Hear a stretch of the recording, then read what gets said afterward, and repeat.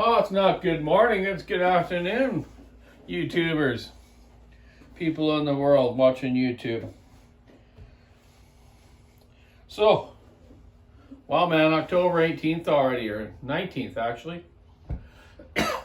What a wicked fall here though.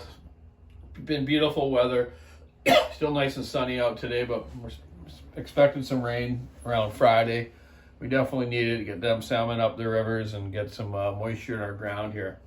Everything's so dry here. We're pretty much still in fire season, which is unusual for almost the end of October. What I'm playing around with here today is an old Husqvarna 181. I did a video a little while ago about the Oilers systems on 266s, 61s, 272, 288s, basically all the 200 series. All very similar and operate the same. And then I showed my a friend there, John Crawford, about the dust cover and oiler cover from the clutch drum to the oil pinion gear, the oiler drive gear. Anyways, this old 181 from 1986, it's in actually really good shape. You know, you see the crankcase here is hardly marked up from chains coming off.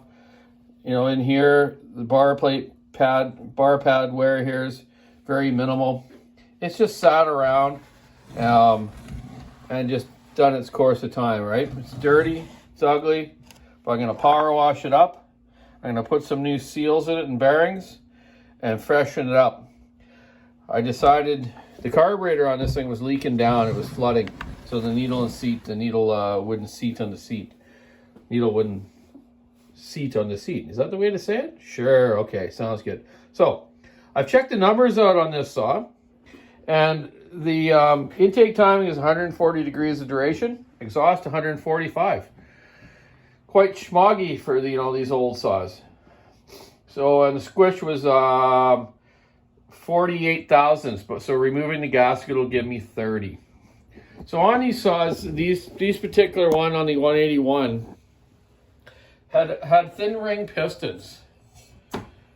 They didn't have no decomp button on them on the side or the top like the newer Huskies and whatnot, but these little thin rings, eh?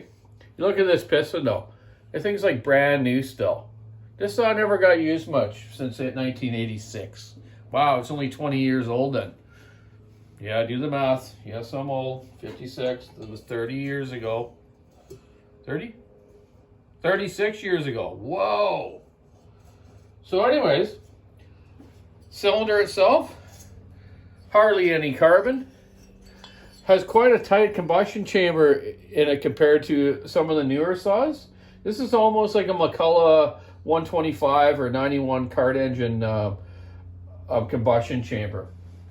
If you actually split this in half, cut this cylinder in half and put this golf ball in there, I bet you it would fit in that combustion chamber just perfect. Hemisphere, eh? Hemi power. What is that? Golf ball, that's a hemisphere. So these made good power in the days for 80 cc's. So the only saw I really got close to an 80 cc these days is the 500i still. And the 500i still has an intake duration of 165 and an exhaust duration at 155. Squish is 30 thousandths. That's from the factory the way it is. And they run great. They don't have a lot of bottom end, but I've been telling guys just keep your rakers a little higher than normal and just let it feed, the speed feed nice, eh? And most guys will listen to that and it works fine for them. When I modify 500Is, I do give them more compression and port them slightly, and it gives them some more bottom end, and guys have been liking them. Plus adding Gordy's Bark Box on helps, or if you modify your exhaust a different way. Exhaust is very important on saws. One of your biggest gains for a stock saw is your exhaust modification. So I'm going to change this old 181. When I put the new seals and bearings in it, gaskets, I'm going to port it to exactly like the 500i, which is 79 cc's. Dual port muffler, so it'll have a modified muffler like the 500i. Then I'm going to run it. We're going to do some cookie cutting and test this against the 500. Just see how it is. Just something to do. I don't know why I'm doing it. I don't normally have time to mess with old saws like this. But I just thought I'd try it out. This thing is in such good shape. I thought, why not? Let's keep it living, right? So new seals, bearings, fuel line. I found another carburetor that held pressure. Bonus, it's got the governor on it, but I'll bypass that governor so I can get it up to the same RPM like the 500i is. See how that goes, eh? Yeah, hate hucking stuff out of it if it's still good, eh? And after I do this all, I'm going to sell it. I'm going to sell it and try to make enough cash on it to buy a set of tires for my go-kart. That way I don't have to use some of my hard-earned money from home, eh? Might as well sell something used to pay for that for my racing hobby. Yeah, so yeah, that's what I'm going to do with that. Working on another one, the 357, a friend of mine brought in that was all scored up. I'm going to put a new big bore cylinder on it. I'm actually going to order an aftermarket cylinder. Yeah, you guys heard that from me. I'm going to order a big bore 357 pop-up piston cylinder kit to try on this 357 and put new seals in it and rebuild the carb. And let's just see how it goes against my regular 357 or the one I've done for like Bucket and other people. Yeah.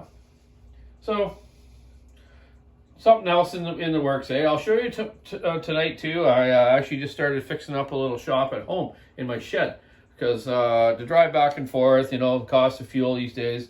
And I like to work on stuff at night just to tinker around on a few things. So I've turned my shed into a little shop just so I can do some weird stuff just for something to do. Get that old Mercury going and a couple other old things I got kicking around. Yeah, okay. Well, I hope everyone's having a good fall. Yeah, we need that rain. Let's get her coming this weekend there, Mother Nature. Keep sawing wood, sticking ash, rubber on the road. Check out the walkersawshop.com online store. We got some new important stuff coming up, and maybe tomorrow I'll be able to show you that if Johnny lets me. Hey, Johnny, come on, bro. Let me give out the new secret of what we have. Anyways, have a great day. Be safe. Be kind, everyone. Bye now.